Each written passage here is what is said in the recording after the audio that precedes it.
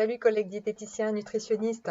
Tes patients te disent qu'ils sont accros au sucre et tu ne sais pas comment gérer ce problème? Alors cette petite vidéo est pour toi. Voici quelques phrases de patients que tu dois entendre de temps en temps. Aidez-moi à me désintoxiquer du sucre. Je suis capable de ressortir tard le soir pour acheter des gâteaux dans une station-service. Je suis une droguée du sucre.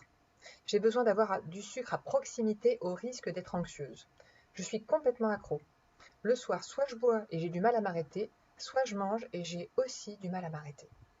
Est-ce que ça, c'est un vocabulaire et un comportement de personnes dépendantes, addictes? Oui, pour autant, le sucre est-il une drogue? Alors, l'addiction, comment ça marche? Notre cerveau est là à notre service pour subvenir à des besoins vitaux. Et il va nous envoyer des signaux comme la soif, la faim et des émotions pour justement faire en sorte que le corps fonctionne bien. Et grâce au système de récompense et à la dopamine qu'il va sécréter, on va avoir envie de boire, de manger un aliment riche, de prendre un bain aussi, ça peut être autre chose. Quand on a une émotion, on peut avoir envie de s'acheter un sac à main ou de fumer une cigarette. Mais nous, ce qui nous pose problème avec nos patients, c'est bien cette envie de manger des aliments riches et pourquoi pas sucrés, ça peut être aussi salé. Si je bois et que je mange quand j'en ai envie, eh bien, ce qui se produit tout simplement, c'est une sensation de plaisir. Et avec l'apparition du plaisir, disparaît l'envie de manger.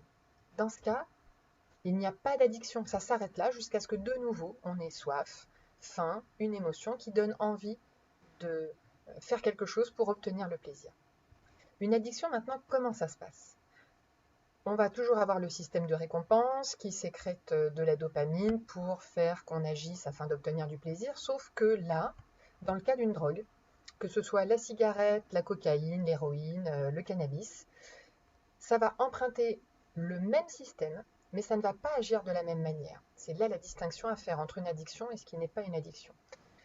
Quand on prend de la coke, par exemple, on va avoir une décharge de dopamine bien plus importante qui va donner très envie de reconsommer rapidement et plus, non plus pour avoir du plaisir, mais pour pallier au phénomène de manque, qui lui est vraiment très désagréable.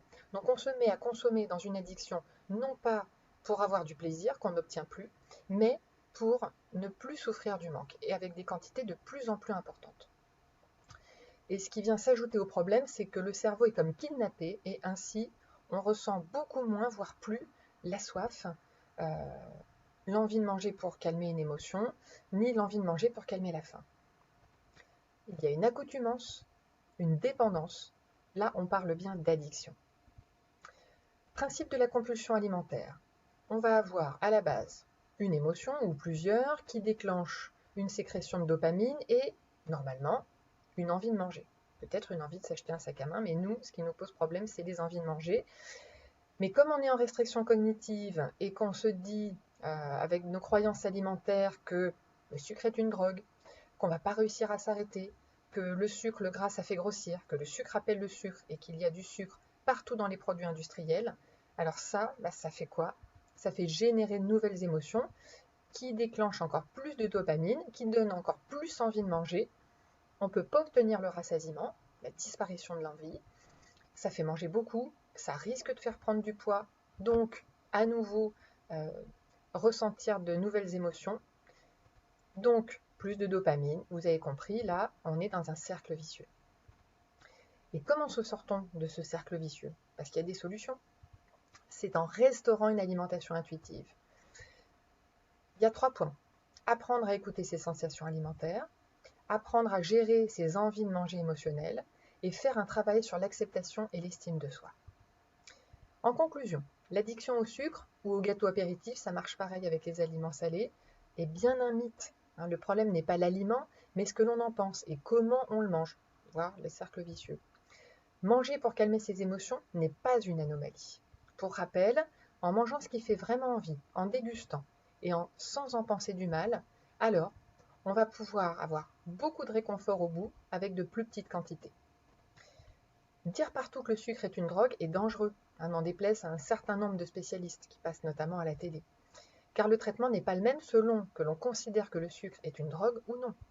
Si on pense que c'est une drogue, alors le soin, c'est sevrage, puis période d'abstinence à vie. Et nous, en ce qui nous concerne par rapport au sucre, ça voudra dire qu'il ne faudra plus jamais manger de sucre. Sinon, comme une personne qui souffre d'alcoolisme, elle consomme un verre et c'est terminé, elle replonge. Il faudra de nouveau passer par une période de sevrage. Si on considère que le sucre n'est pas une drogue, le traitement est complètement différent. Il s'agira de restaurer un comportement alimentaire apaisé et régulé.